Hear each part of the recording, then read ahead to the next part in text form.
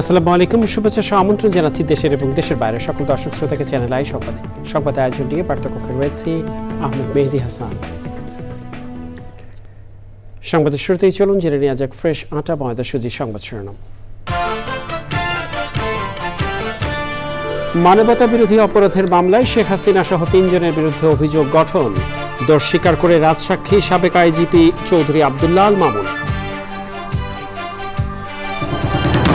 SSC ও সমমানের পরীক্ষায় গড় পাস ৬৮.৪৫%, কমেছে জিপিএ 5 ও পাশের হার।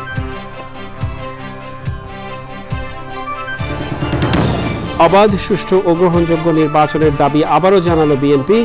আওয়ামী লীগ পুনর্বাসনে আন্তর্জাতিক ষড়যন্ত্র চলছে বলে জামায়াতের অভিযোগ। জুলাই ঘোষণাপত্র ও সনদ প্রকাশে ব্যর্থ হলে আবারও মাঠে নামতে এনসিপির হুঁশিয়ারি।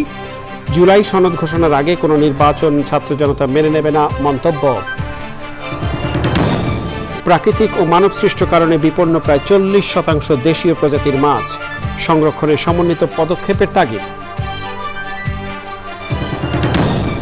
এবং পাল্লে কেল্লেতে বাংলাদেশের বিপক্ষে 7 উইকেটের জয়, টি-20 সিরিজে 1-0 শ্রীলঙ্কার লিড, কুশাল মেন্ডিসের ঝোড়ো 50।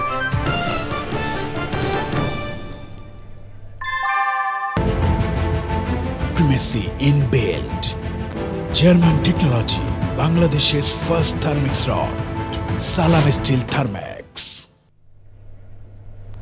সংবাদ শিরোনামগুলো জানাচ্ছিলাম প্রিয় দর্শক। এখনকার সংবাদ আয়োজন একই সঙ্গে চ্যানেল আইয়ের ইউটিউব চ্যানেলে এবং চ্যানেল আইয়ের ওটিটি প্ল্যাটফর্ম আই স্ক্রিনে লাইভ স্ট্রিমিং হচ্ছে। যাওয়া যাক বিস্তারিত সংবাদে। জুলাই আগস্টে গণ অভ্যুত্থানে মানবতা বিরোধী অপরাধের মামলায় ক্ষমতাচ্যুত প্রধানমন্ত্রী শেখ হাসিনা সহ ৩ জনের বিরুদ্ধে 5 অভিযোগ গঠন করেছেন আন্তর্জাতিক অপরাধ ট্রাইব্যুনাল। এর মধ্য দিয়ে মানবতা বিরোধী অপরাধের অভিযোগে প্রথমবারের মতো শেখ হাসিনার বিচার শুরু হলো। আর হত্যাকাণ্ড সহ মানবতা বিরোধী অপরাধের সাথে জড়িত ছিলেন বলে নিজের দোষ স্বীকার করে রাজসাক্ষী হয়েছেন সাবেক আইজিপি চৌধুরী আব্দুল্লাহ আল মামুন। ৩রা আগস্ট সূচনা বক্তব্য এবং সাক্ষ্য গ্রহণের দিন ঠিক করেছেন আদালত। মাজহারুল হক মান্নার রিপোর্ট। জুলাই আগস্টে গণঅভ্যুত্থানের সময় ব্যাপক হত্যাকাণ্ড সহ মানবতা বিরোধী অপরাধের মামলায় কারাগারে থাকা একমাত্র আসামি সাবেক আইজিপি চৌধুরী আব্দুল্লাহ আল মামুনকে সকালে ট্রাইব্যুনালে হাজির করা হয়। মামলার পলাতক আসামি ক্ষমতাচ্যুত প্রধানমন্ত্রী শেখ হাসিনা ও সাবেক স্বরাষ্ট্রমন্ত্রী আসাদুজ্জামান খান কামাল। এর আগে আসামিদের বিরুদ্ধে অভিযোগ গঠনের পক্ষে প্রসিকিউশন এবং খালাসের পক্ষে বক্তব্য উপস্থাপন করেন আসামিপক্ষ ও স্টেট ডিফেন্স আইনজীবী। অভিযোগ পড়ে শোনানোর পর আসামি দোষ স্বীকার করেছে কিনা জানতে চান ট্রাইব্যুনাল। তৃতীয় আসামি চৌধুরী আব্দুল্লাহ আল মামুন সাহেব গ্রেপ্তার হয়ে আদালতে উপস্থিত ছিলেন। তাকে যখন অভিযোগ পড়ে শোনানো হয় এবং আদালত তাকে জিজ্ঞাসা করেন তিনি তাকে যে অভিযুক্ত করা আছে সেই ব্যাপারে তার বক্তব্য কী, তিনি তার দোষ স্বীকার করেছেন এবং তিনি বলেছেন তিনি একজন সাক্ষী হিসাবে এই যে ঘটনাটি মানবতা বিরোধী অপরাধ 2024-এর জুলাই আগস্টে হয়েছিল সেই অপরাধের সমস্ত কিছু যেহেতু তার জানবার কথা, তিনি সমস্ত তথ্য আদালতকে উদ্ঘাটনের ব্যাপারে সহায়তার মাধ্যমে তিনি অ্যাপ্রুভার হতে চেয়েছেন এবং সেই প্রার্থনাও আদালত মঞ্জুর করেছেন। অভিযোগ গঠনের বিষয়ে আদেশ দেন বিচারপতি মোহাম্মদ গোলাম মর্তুজা মজুমদারের নেতৃত্বে 3 বিচারকের ট্রাইব্যুনাল 1। 2024 সালের জুলাই আগস্টে সংগঠিত মানবতা বিরোধী অপরাধের দায়ে তদানীন্তন প্রধানমন্ত্রী শেখ হাসিনা, তদানীন্তন স্বরাষ্ট্রমন্ত্রী আসাদুজ্জামান খান কামাল, তদানীন্তন inspector general of police Chowdhury Abdullah Al মামুনের বিরুদ্ধে আনুষ্ঠানিকভাবে অভিযোগ গঠন করেছেন এবং আগামী 3রা আগস্ট এবং 4ঠা আগস্ট এই 2 দিন ওপেনিং স্টেটমেন্ট এবং সাক্ষীর পরীক্ষার জন্য দিন ধার্য করেছেন, অর্থাৎ ওই দিন সাক্ষ্য শুরু হবে। অভিযোগ গঠনের বিষয়ে নিজেদের অবস্থান জানান আসামি ও স্টেট ডিফেন্স আইনজীবী। আমার আসামিদের বিরুদ্ধে চার্জ গঠিত হয়েছে, অতএব চার্জ গঠিত হলেও জাজেসগণ একথাও বলেছেন যে আমি ডিসচার্জের প্রেয়ারে যে সমস্ত বক্তব্য দিয়েছি সেগুলি পরবর্তীতে বিচারের ক্ষেত্রে সাক্ষ্য প্রমাণ শেষে যদি এটাকে গ্রহণযোগ্য মনে হয় তখন সেটা ওনারা বিবেচনা করবেন। এদিকে জুলাই গণ অভ্যুত্থানে প্রথম শহীদ রংপুরের আবু সাইদ হত্যা মামলায় ২৬ আসামিকে ২২ জুলাইয়ের মধ্যে হাজির হতে পত্রিকায় বিজ্ঞপ্তি প্রকাশের নির্দেশ দিয়েছেন ট্রাইব্যুনাল ২। মাঝহড়ক Manna, channel I, Dhaka. SSC ও সমমানের পরীক্ষায় ১১টি শিক্ষা বোর্ডে গড় পাশের হার ৬৮.৪৫%। গত বছরের চেয়ে এই হার ১৪.৯৫% কম। ১১টি শিক্ষা বোর্ডে গত বছরের চেয়ে এবার GPA-5 কম পেয়েছে ৪৩,০০০ শিক্ষার্থী। সব বোর্ডে পরীক্ষার্থীরা গড়ে সবচেয়ে খারাপ করেছে গণিত বিষয় আর ভালো করেছে ইংরেজিতে। মোস্তফা মল্লিকের রিপোর্ট। এই আনন্দ আর উল্লাস মাধ্যমিক পরীক্ষায় প্রত্যাশিত ফল পাওয়া শিক্ষার্থী এবং তাদের স্বজনদের। এবার কেন্দ্রীয়ভাবে ফল প্রকাশ করা হয়েছে বাহুল্য ছাড়াই। বিশেষ আনুষ্ঠানিকতা নিয়ে প্রধান উপদেষ্টার কাছে ফল পৌঁছে দেয়া হয়নি। এসএসসি ও সমমান পরীক্ষায় এবার পাশের হার ৬৮.৪৫%। গেল বছর পাশের হার ছিল ৮৩.০৩%। সব বোর্ডে এবার GPA-5 পেয়েছে ১,৩৯,০৩২ জন। গত বছর GPA-5 পেয়েছিল ১,৮২,১২৯ জন। ঢাকা বোর্ডে পাশের হার ৬৭.৫১%। GPA-5 পেয়েছে ৩৭,০৬৮ জন। রাজশাহী বোর্ডে ৭৭.৬৩%। GPA-5 ২২,৩২৭। Comilla ৬৩.৬০। GPA-5 ৯,৯০২। Jessore ৭৩.৬৯। GPA-5 ১৫,৪১০। Chittagong ৭২.০৭। GPA-5 ১১,৮৪৩। Barishal ৫৬.৩৮। GPA-5 ৩,১১৪। সিলেটে ৬৮.৫৭। GPA-5 ৩,৬১৪। Dinajpur ৬৭.০৩। GPA-5 ১৫,০৬২। Mymensingh ৫৮.২২। GPA-5 ৬,৬৭৮। মাদ্রাসায় ৬৮.০৯। GPA-5 ৯,০৬৬ জন এবং কারিগরি শিক্ষা বোর্ডে পাশের হার ৭৩.৬৩% এবং GPA-5 পেয়েছে ৪,৯৪৮ জন। আসসালামু আলাইকুম। আমরা চেষ্টা করেছি প্রশ্ন আউট হবে না এবং তার এমন ভাবে মানুষ বিশ্বাস করবে জিনিসটা যে গুজবেও কান দেবে না, সেরকম একটি পরিবেশ আমরা লক্ষ্য করেছি। সবচেয়ে কম শিক্ষার্থী পাশ করেছে বরিশাল শিক্ষা বোর্ডে ৫৬.৩৮%। GPA-5ও সবচেয়ে কম পেয়েছে বরিশাল শিক্ষা বোর্ডে ৩,১১৪ জন। বরিশাল বোর্ডের বিষয়টা আমরা আরো পরবর্তীতে আরো নিবিড়ভাবে এটা নিয়ে চর্চা করতে হবে আমাদের। ইংরেজিতে এবার পাশের হার সর্বোচ্চ ৯৮.৩৬%। গড়ে সবচেয়ে কম পাশ করেছে গণিতে ৮৮.৭২%। শতভাগ পাশ করেছে এমন শিক্ষা প্রতিষ্ঠান ৯৮৪টি। শূন্য পাশ শিক্ষা প্রতিষ্ঠানের সংখ্যা ১৩৪টি। সংবাদ সম্মেলনে এবারের ফল বিশ্লেষণ করেন আন্তঃশিক্ষা বোর্ড সমন্বয় কমিটির সভাপতি। আমাদের উপর মহল থেকে মানে আমাদের ঊর্ধ্বতন কর্তৃপক্ষ থেকে কোনো বিশেষ নির্দেশনা ছিল না, কোনো চাপ ছিল না, কোনো নির্দেশনা ছিল না। যা হবে তাই, এই মেসেজ আমরা এই মেসেজটাই এক্সামিনারদেরকে দিয়েছি। যেসব পরীক্ষার্থী খাতা পুনঃনিরীক্ষণ করাতে চান তাদের SMS এর মাধ্যমে ১১ জুলাই থেকে ১৭ জুলাইয়ের মধ্যে আবেদন করতে হবে। টেনে টুনে ৩০ নম্বর যে শিক্ষার্থী উঠিয়েছে তাকে আরও বাড়তি ৩ নম্বর দিয়ে পাশ করিয়ে দেয়া, কিংবা টেনে টুনে যে প্রথম বিভাগ থেকে সামান্য একটু কম নাম্বার পেয়েছে তাকে বাড়তি ২ বা ৩ নাম্বার যোগ করে প্রথম বিভাগ পাইয়ে দেওয়ার একটা অলিখিত নিয়ম বাংলাদেশের শিক্ষা ব্যবস্থায় ছিল সেই বহু আগে থেকেই। তবে এবার এই দয়ার নম্বর বন্টন থেকে বেরিয়ে এসেছে মন্ত্রণালয় এবং শিক্ষা বোর্ডগুলো, যে কারণে গেল কয়েক বছরের চেয়ে সবচেয়ে নিম্নমুখী পাশের হার এবার। যদিও মন্ত্রণালয় এবং বোর্ডগুলো বলছে এই ফল মোটেই বিপর্যয় নয়, বরং শিক্ষার্থীরা খাতায় যা লিখেছে তারই বাস্তব বহিঃপ্রকাশ। ঢাকা শিক্ষা বোর্ড থেকে Mostafa Mallik, channel I. BNP মহাসচিব মির্জা ফখরুল ইসলাম আলমগীর বলেছেন, বিএনপি চায় আগামী নির্বাচন যেন অবাধ, নিরপেক্ষ ও সর্বজন গ্রহণযোগ্য হয়। নির্বাচন বিষয়ে সব অনিশ্চয়তা দূর করার কথা বলেছেন নাগরিক ঐক্যের সভাপতি মাহমুদুর রহমান মান্না। জামায়াতে ইসলামীর সেক্রেটারি জেনারেল অধ্যাপক মিয়া গোলাম পারওয়ার বলেছেন, আওয়ামী লীগকে পুনর্বাসনে আন্তর্জাতিক ষড়যন্ত্র চলছে। মতের ভিন্নতা থাকলেও জাতীয় স্বার্থে ঐক্য ধরে রাখার কথা বলেন তিনি। আক্তার হোসেনের রিপোর্ট।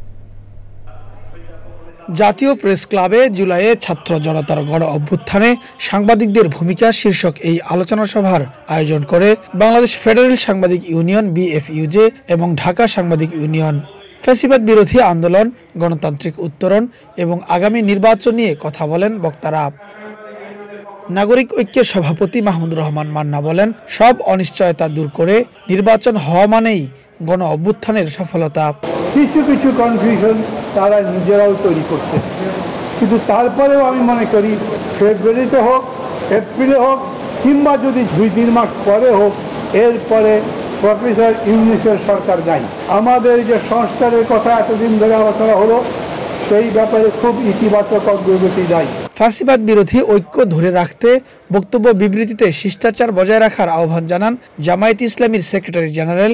আমাদের দেশে নির্বাচন আর সরকার পরিবর্তনের সময় আসলে পরাশক্তি যে খেলা হয়, সে খেলাও আমরা এখন কিন্তু দেখতে পাচ্ছি। শুধু আওয়ামী লীগ নেই বলেই আমাদের মধ্যে বিভেদ থাকবে, অনৈক্য থাকবে, যার যার হয়ে যাব। নামে একজন ফ্যাসিস্ট বিদায় নিলেও জাতির উপর থেকে ফ্যাসিজমের কালো থাবা কিন্তু বিদায় নেয়নি। রাষ্ট্রযন্ত্রের সর্বত্র ফ্যাসিবাদের প্রতাক্তারা আছে। দিল্লির আধিপত্যবাদের কালো থাবা এখনো চতুর্দিক থেকে চেয়ে বসছে। নির্বাচনের ব্যাপারে সরকারের ইতিবাচক মনোভাবকে সাধুবাদ জানিয়ে বিএনপি মহাসচিব বলেন, একটি অবাধ, গ্রহণযোগ্য ও নিরপেক্ষ নির্বাচনের জন্যই দেশের মানুষ প্রাণ দিয়েছিল। আমরা বিশ্বাস করি যে নির্বাচনের মাধ্যমে ক্ষমতার পরিবর্তন হবে এবং সেই নির্বাচিত সরকারই একমাত্র দেশটা হবে উত্তর সমস্যার সমাধান। আমরা কেন এই সরকারের কাছে সব চাচ্ছি? এটা অন্তর্বর্তীকালীন সরকার। এখানে যারা আছেন তাদের রাজনীতি সম্পর্কে, দেশের মানুষ সম্পর্কে আমাদের চেয়ে বেশি ধারণা আছে। নির্বাচন তো এই দেশের মানুষ চায়, নির্বাচনের জন্য মানুষ প্রাণ দিয়েছে। তো BFUJের প্রয়াত সভাপতি রুহুল আমিন গাজী এবং জুলাই গণ অভ্যুত্থানে শহীদ 6 সাংবাদিকের পরিবারের হাতে সম্মাননা তুলে দেন নেতারা। Akhtar Hossain, channel I, Dhaka. 3রা আগস্টের মধ্যে সরকার জুলাই ঘোষণাপত্র ও সনদ প্রকাশে ব্যর্থ হলে ছাত্র জনতাকে সঙ্গে নিয়ে আবারও মাঠে নামার হুঁশিয়ারি দিয়েছেন জাতীয় নাগরিক পার্টি NCPর আহ্বায়ক নাহিদ ইসলাম। মাগুরায় সমাবেশে তিনি বলেন, জুলাই সনদ ঘোষণার আগে কোনো নির্বাচন ছাত্র জনতা মেনে নেবে না। আগে ফ্যাসিস্ট হাসিনা ও আওয়ামী লীগের বিচার হতে হবে বলেও জানান নাহিদ ইসলাম। বিস্তারিত মইনুল হাসানের রিপোর্টে। জুলাই গণঅভ্যুত্থানের বর্ষপূর্তি উপলক্ষে জাতীয় নাগরিক পার্টির মাসব্যাপী জুলাই পদযাত্রার 10ম দিন শুরু হয় মাগুরা থেকে। মাগুরা বায়নার মোড় চোরাঙ্গি হয়ে গণসংযোগ শেষে পুরাতল পেট্রোল পাম্পে পদযাত্রা অনুষ্ঠিত হয়। NCPর আহ্বায়ক বলেন, 5ই আগস্ট গণঅভ্যুত্থানের 1 বছর পূর্তি হবে। 3রা আগস্টের মধ্যে জুলাই ঘোষণাপত্র এবং জুলাই সনদ কার্যকর করতে হবে। দলমত নির্বিশেষে যাদের বিরুদ্ধে অভিযোগ আছে তাদের বিরুদ্ধে আমাদের সকলকে সরব হতে হবে ইনশাআল্লাহ। এবং জুলাই ঘোষণাপত্র এবং জুলাই সনদের জন্য আমরা 5ই আগস্ট এই গণ অভ্যুত্থানের 1 বছর পূর্তি হবে, আমরা 3রা আগস্টের মধ্যেই সেটি কার্যকর দেখতে চাই। এবং সরকার যদি 1 বছরের মধ্যেও এটি দিতে ব্যর্থ হয়, সকল রাজনৈতিক পক্ষ মিলে যদি ব্যর্থ হয়, তাহলে সারা দেশের ছাত্র জনতাকে নিয়ে আমরা আবারও মাঠে নামবো। নড়াইল মুক্ত মঞ্চে পথসভায় বর্তমান নির্বাচন কমিশনের কিছু কিছু কার্যকলাপ নিয়ে সমালোচনা করেন নাহিদ ইসলাম। 16 বছরের যেই ফ্যাসিজম, যেই স্বৈরাচার, আমরা চাই আগামীর বাংলাদেশে নতুন করে কোনো স্বৈরাচার যাতে না হতে পারে। আগামীর বাংলাদেশে আপনার আমার কথা বলার অধিকার থাকবে, আপনার আমার ভাত কাপড়ের অধিকার থাকবে। বাংলাদেশে কোনো দুর্নীতি থাকবে না, বাংলাদেশে কোনো বৈষম্য থাকবে না। মেধা ও যোগ্যতার ভিত্তিতে সবাই চাকরি পাবে, এরকম একটা প্রত্যাশা নিয়ে আমরা জাতীয় নাগরিক পার্টি কাজ করে যাচ্ছি। জাতীয় নাগরিক পার্টি নতুন বাংলাদেশ উপহার দেবে বলে আশা প্রকাশ করেন NCP। Monirul Hasan, channel I. বিএনপির স্থায়ী কমিটির সদস্য সালাউদ্দিন আহমেদ বলেছেন, জুলাই অভ্যুত্থানকে যথাযথ মর্যাদায় স্বীকৃতি দিতে চায় বিএনপি। জাতীয় নাগরিক পার্টি NCPর সদস্য সচিব আখতার হোসেন বলেন, জুলাই অভ্যুত্থানের সাংবিধানিক স্বীকৃতি প্রয়োজন।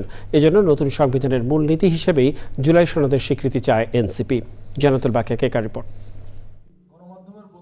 জাতীয় ঐক্যমত্য কমিশনের সাথে রাজনৈতিক দলগুলোর বৈঠকের 11তম দিন। রাজনৈতিক দলগুলো আপিল বিভাগের জ্যেষ্ঠ 2 জনের মধ্য থেকে একজনকে প্রধান বিচারপতি নিয়োগে একমত। তবে এক্ষেত্রে স্বচ্ছ ও দলীয় বিবেচনার ঊর্ধ্বে বিচারক নিয়োগে মত দেন রাজনীতিকরা। বিগত সময়ে বিচারপতি নিয়োগ যেভাবে করা হয়েছে, বর্তমান অন্তর্বর্তীকালীন সরকার দায়িত্ব নেওয়ার পর 23 জন বিচারপতি নিয়োগ দিয়েছেন, এটা যথেষ্ট প্রশ্নবিদ্ধ। তত্ত্বাবধায়ক সরকার ব্যবস্থা ফেরাতে রাজনৈতিক দলগুলো একমত। তবে তত্ত্বাবধায়ক সরকার প্রধান হিসেবে বিচারপতি ও রাষ্ট্রপতিকে বাইরে রাখার পক্ষে। জরুরি অবস্থা জারির ক্ষেত্রে বিদ্যমান আইনের কিছু পরিবর্তনে একমত হন রাজনৈতিক দলগুলো। এই জরুরি অবস্থা ঘোষণার প্রেক্ষাপট তৈরি হলে সংসদ সদস্য অধিবেশন করে আলোচনা করে আসলে জরুরি অবস্থা ঘোষণাটা ডিফিকাল্ট। এই জন্য আমরা সংসদীয় কমিটির মাধ্যমে বলেছি, আলোচনায় যেসব বিষয়ে অগ্রগতি হয়েছে তা দ্রুত নিষ্পত্তি করতে চায় কমিশন। রাজনৈতিক দলগুলো সম্পূর্ণ আন্তরিক হৃদ্যতাপূর্ণভাবে আলোচনা করে ঐকমত্যের জায়গায় আসছেন। আমরা মনে করি যে এই ধারা অব্যাহত রাখলে আমরা এ মাসের মধ্যে একটি জাতীয় সনদ প্রস্তুত করতে পারব। জুলাই অভ্যুত্থানে রাষ্ট্রীয় স্বীকৃতি নিয়ে বিএনপি একমত, তবে সংবিধানের মূলনীতিতে অন্তর্ভুক্তির পক্ষে না। এ নিয়ে এনসিপি তাদের অবস্থানও তুলে ধরে। গণ অভ্যুত্থান 2024 এর মর্যাদা, গুরুত্ব, মহিমা আমরা ধারণ করি। আমরা এটাকে স্বীকৃতি দিই, সারা জাতি স্বীকৃতি দেয়। এটাকে আমরা যথাযথ মর্যাদায়, যথাযথ স্থানে রাষ্ট্রীয়ভাবে স্বীকৃতি দিতে চাই।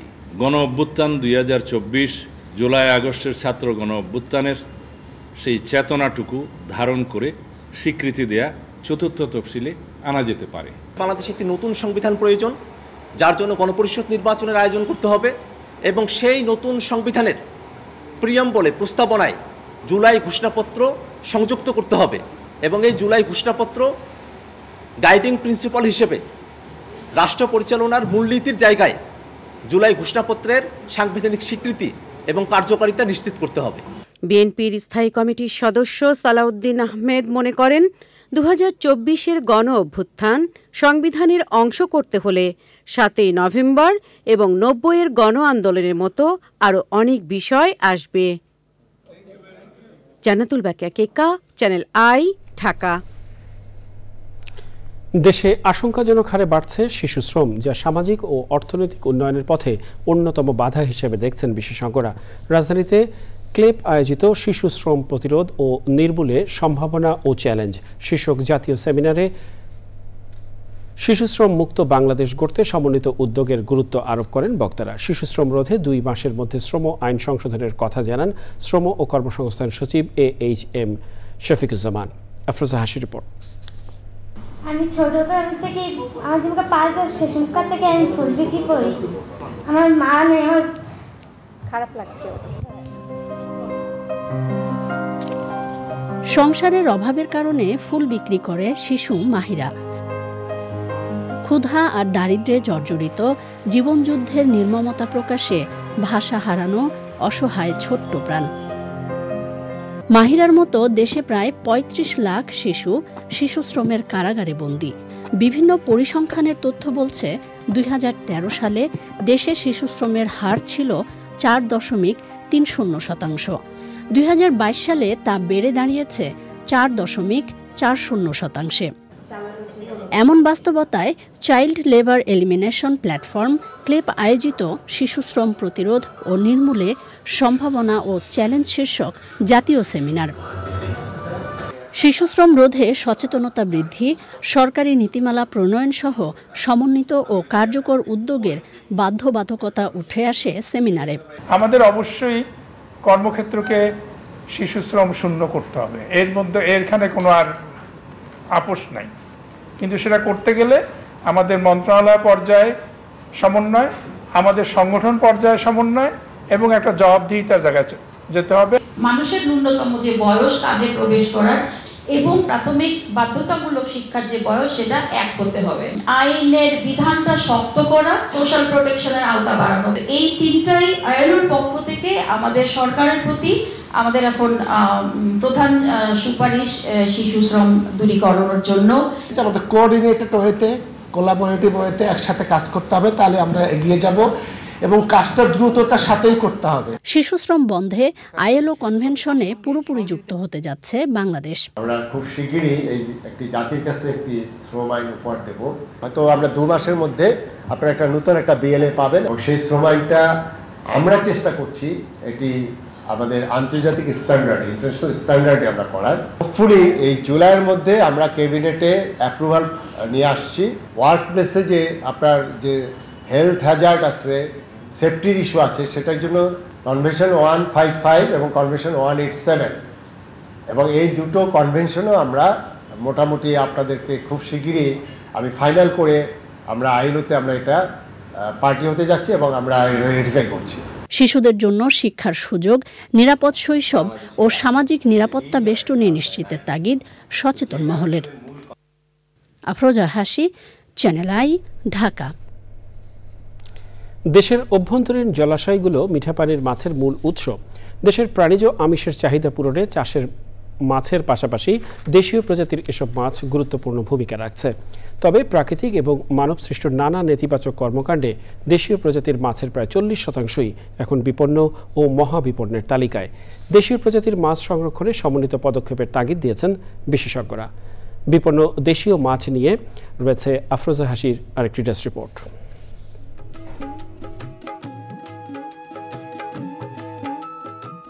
দেশে ছড়িয়ে ছিটিয়ে থাকা অসংখ্য জলাশয় জলজ জীববৈচিত্র্যের অমিত ভাণ্ডার। বাংলাদেশের মোট আয়তনের বড় অংশ জুড়ে রয়েছে নদ নদী, হাওর বাওর, হ্রদ, খালবিল, পুকুর সহ বিভিন্ন জলাশয়। এসব জলাশয় মাছের প্রাকৃতিক আবাসস্থল। স্বাদে ও পুষ্টিগুণে অনন্য মিঠা পানির মাছ, তবে অতিরিক্ত আহরণ আর নানা অপরিণামদর্শিতার কারণে বিপন্নের তালিকায় বাটা, নান্দিনা, মহাশোল, বাঘাইর, বোয়ালি পাবদা, সরপুঁটি, ফলি, বাইম, রানী মাছ, চিতল ও গজার সহ বিভিন্ন প্রজাতির জনপ্রিয় দেশীয় মাছ। অপরিকল্পিত উন্নয়ন, জলাশয় ভরাট, কৃষি জমিতে মাত্রাতিরিক্ত কীটনাশক ও রাসায়নিক সার ব্যবহার, বিদেশি প্রজাতির মাছের আগ্রাসন ও অতিরিক্ত আহরণে বাধাপ্রাপ্ত হচ্ছে মাছের প্রজনন। বিপন্ন দেশীয় মাছ সংরক্ষণে কৃত্রিম প্রজননের মাধ্যমে উৎপাদন বৃদ্ধিতে সরকারি ও বেসরকারি পর্যায়ে সমন্বিত ও পরিকল্পিত উদ্যোগ জরুরি।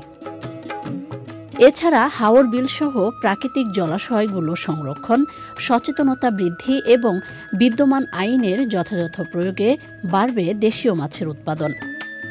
আর এতেই টিকে থাকবে বাংলার চিরায়ত মাছে ভাতে বাঙালির ঐতিহ্য। আফরোজা হাসি, প্রকৃতি ও জীবন ডেস্ক, চ্যানেল আই। উন্নত সেবা, সাইবার স্পেসের নিরাপত্তা আর বিনোদনকে এক প্ল্যাটফর্মে নিয়ে গ্রামীণফোন চালু করল GP1 সেবা। রাজধানীর একটি হোটেলে জাঁকজমকপূর্ণ আয়োজনে এই সেবার উদ্বোধন করেন টেলি যোগাযোগ নিয়ন্ত্রক সংস্থা BTRCর চেয়ারম্যান অবসরপ্রাপ্ত মেজর জেনারেল এমদাদুল বারী এবং গ্রামীণফোনের প্রধান নির্বাহী ইয়াসির আজমান। অনুষ্ঠানে গ্রামীণফোনের পক্ষ থেকে GP1 সেবার বিস্তারিত তুলে ধরেন প্রতিষ্ঠানটির বিভিন্ন বিভাগের কর্মীরা। প্রধান অতিথি BTRC চেয়ারম্যান সত্যিকারের সেবা দিতে টেলিযোগাযোগ খাতের প্রতিষ্ঠানগুলোকে আহ্বান জানান।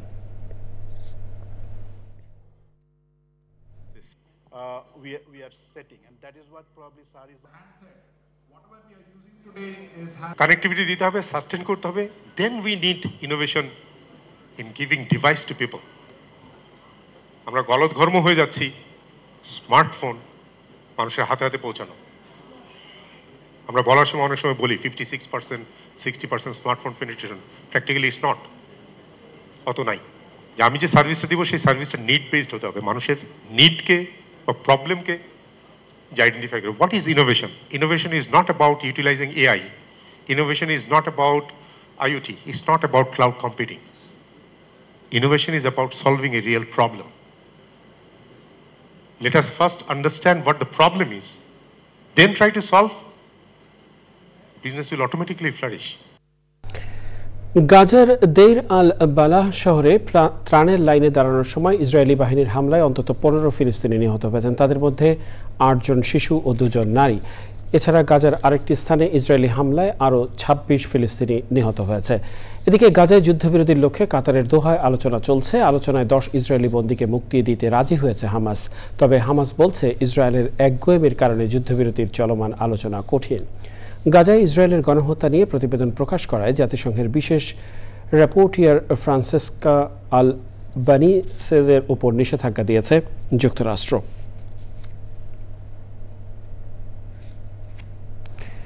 আইস্ক্রিন সাংস্কৃতিক সংবাদ।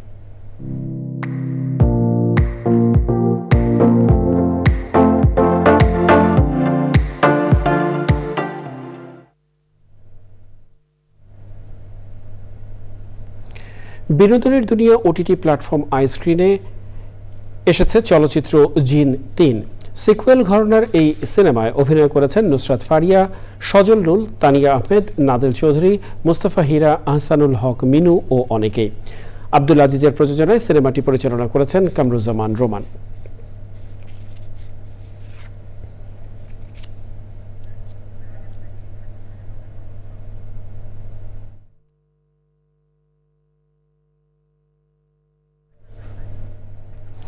এ পর্যায়ে কৃষি সংবাদ।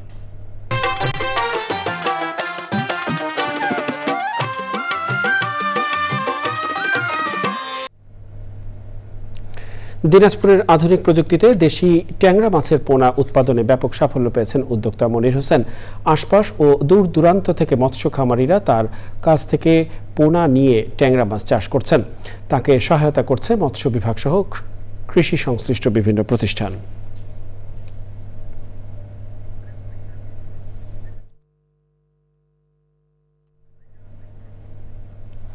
দেখবেন প্রকৃতি সংবাদ।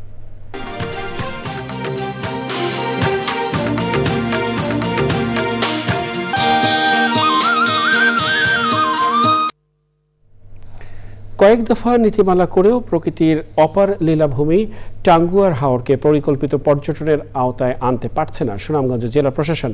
নিয়ম ভঙ্গ করে হাউস বোটের অবাধ যাত্রায় ক্ষতি হচ্ছে হাওরের বাস্তুতন্ত্র ও ফসল রক্ষা বাঁধের। সংশ্লিষ্টরা বলছেন, হাউস বোটগুলোকে নির্ধারিত রুট ব্যবহারে বাধ্য করা গেলে বিপর্যয় থেকে রক্ষা করা সম্ভব এই জলাভূমিকে।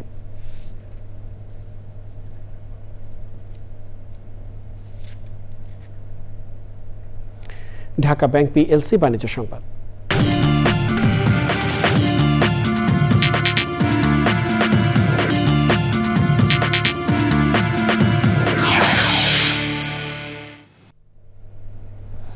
রাজধানীতে শুরু হয়েছে coastal carnival sea food festival.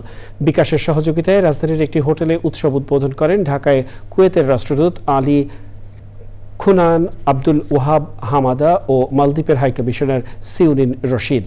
উপস্থিত ছিলেন ফেস্টিভ্যালের prime partner bKash, travel partner first trip, loyalty partner orange ক্লাবের প্রতিনিধিরা। ফেস্টিভ্যালে সি ফুড ছাড়াও বিভিন্ন ধরনের মুখরোচক খাবার রয়েছে।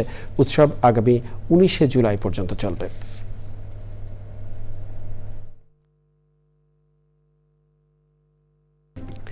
মৌসুমী বায়ু ও বঙ্গোপসাগরে লঘুচাপের প্রভাবে প্রায় সারা দেশে ভারী বৃষ্টি হয়েছে। টানা বৃষ্টিতে প্লাবিত হয়েছে বিভিন্ন জেলা শহর থেকে শুরু করে গ্রামীণ জনপদ। ভোগান্তিতে পড়েছেন সাধারণ মানুষ। শ্রমজীবী ও নিম্ন আয়ের মানুষের দুর্ভোগ বেড়েছে। শিল্প সচিব ওবায়দুর রহমান বলেছেন, প্লাস্টিক দূষণ একটি বৈশ্বিক সমস্যা। বঙ্গোপসাগর অঞ্চলকে দূষণমুক্ত করতে আঞ্চলিক সহযোগিতা প্রয়োজন। রাজধানীর পরিবেশ অধিদপ্তরে বাংলাদেশ প্লাস্টিক দূষণ রোধের সমাধান ত্বরান্বিতকরণ শীর্ষক সেমিনারে প্রধান অতিথির বক্তব্যে তিনি এসব বলেন। শিল্প সচিব বলেন, প্লাস্টিক দূষণের বিরুদ্ধে বাংলাদেশ এখন নেতৃত্বের ভূমিকা পালন করছে। অনুষ্ঠানে পরিবেশ অধিদপ্তরের মহাপরিচালক ডক্টর মোহাম্মদ কামরুজ্জামানের সভাপতিত্বে অনুষ্ঠানে বিমস্টেকের সেক্রেটারি জেনারেল ইন্দ্রমণি পান্ডে এবং অন্যরা উপস্থিত ছিলেন।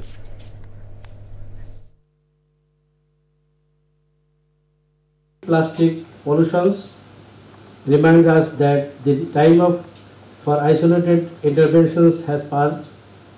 We now need bold and collective and coordinated actions that drive measurable results. I have the opportunity to observe how these sectors can meaningfully contribute to Bangladesh's sustainable transformation. We must recognize that plastic pollution is not only the environmental concern, it is also an industrial, infrastructural and economic challenges. প্রিয় দর্শক, সংবাদের শেষ প্রান্তে আমরা চলুন আরও একবার জেনে নেওয়া যাক যা ছিল এখনকার ফ্রেশ আটা ময়দা সুজি সংবাদ শিরোনামে। মানবতা বিরোধী অপরাধের মামলায় শেখ হাসিনা সহ 3 জনের বিরুদ্ধে অভিযোগ গঠন, দোষ স্বীকার করে রাজসাক্ষী সাবেক আইজিপি চৌধুরী আব্দুল্লাহ আল মামুন।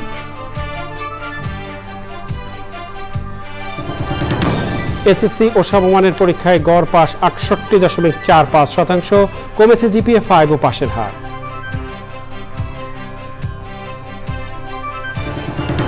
অবাধ, সুষ্ঠু ও গ্রহণযোগ্য নির্বাচনের দাবি আবারও জানালো বিএনপি। আওয়ামী লীগ পুনর্বাসনে আন্তর্জাতিক ষড়যন্ত্র চলছে বলে জামায়াতের অভিযোগ। জুলাই ঘোষণাপত্র ও সনদ প্রকাশে ব্যর্থ হলে আবারও মাঠে নামতে এনসিপির হুঁশিয়ারি। জুলাই সনদ ঘোষণার আগে কোনো নির্বাচন ছাত্র জনতা মেনে নেবে না মন্তব্য। প্রাকৃতিক ও মানবসৃষ্ট কারণে বিপন্ন প্রায় 40% দেশীয় প্রজাতির মাছ সংরক্ষণে সমন্বিত পদক্ষেপের তাগিদ। এবং পাল্লে কেল্লাতে বাংলাদেশের বিপক্ষে 6 উইকেটের জয়, টি-20 সিরিজে 1-0 শ্রীলঙ্কার লিড, কুশাল মেন্ডিসের ঝোড়ো 50।